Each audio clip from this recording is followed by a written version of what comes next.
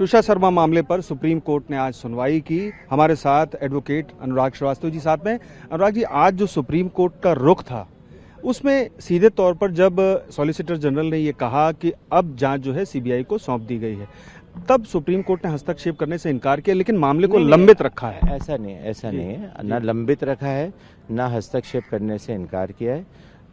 ये हुआ है कि माननीय सर्वोच्च न्यायालय ने स्वयं संज्ञान में लिया था।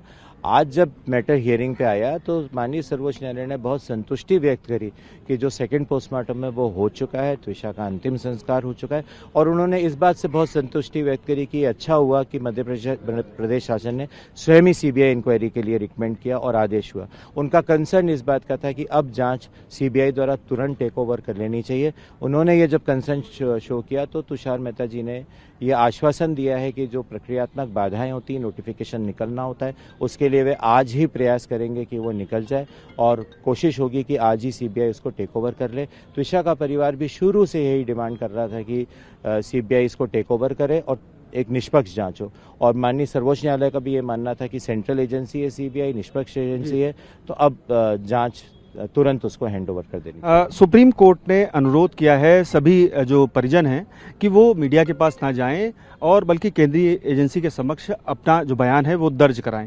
तो क्या पूरी तरह से रोक है? चूंकि अनुरोध है तो ऐसी स्थिति में क्या माना जाना चाहिए? देखिए, घटना को लेकर के जो भी है वो हम भी नहीं चाहते थे कि हमको मीडिया में आना पड़े, त्विषा का परिवार भी नहीं चाहता था। वो तो इन्वेस्टिगेशन एजेंसी के पास ही बयान दर्ज होने चाहिए, पर उनकी सुन कौन रहा था। ये अच्छी बात है कि अब सीबीआई टेक ओवर कर लेगी, और माननीय सर्वोच्च न्यायालय ने बिल्कुल सही कहा है कि अब जो भी बयान है जिस भी पक्ष को देना है वो सीबीआई के सामने दे। हम भी चाहते हैं कि सीबीआई के सामने हो ताकि एक निष्पक्ष जांच वहां पे बनी रहे, और ये आवश्यक भी होता है एक क्रिमिनल इन्वेस्टिगेशन में। ये आवश्यक भी होता है कि अच्छी जांच के लिए, निष्पक्ष जांच के लिए उसकी सीक्रेसी भी बनी रहे।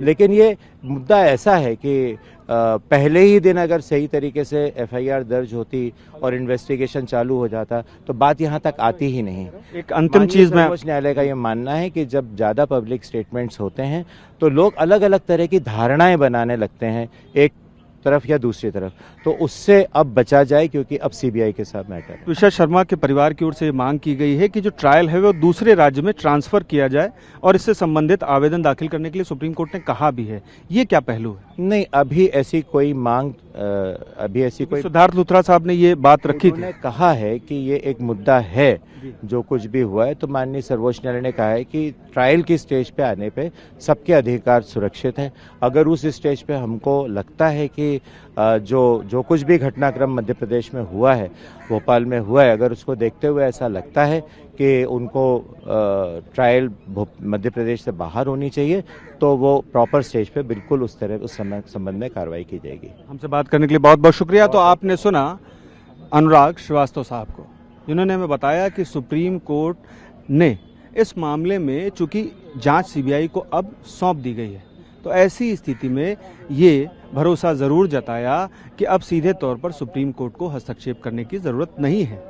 लेकिन देखना ये होगा कि भविष्य में सीबीआई किस तरीके से इस मामले पर एक्ट करती है और परिजन मीडिया के पास जाते हैं या फिर नहीं। कैमरा पर्सन अशोक के साथ पीयूष पांडे, TV9 भारतवर्ष।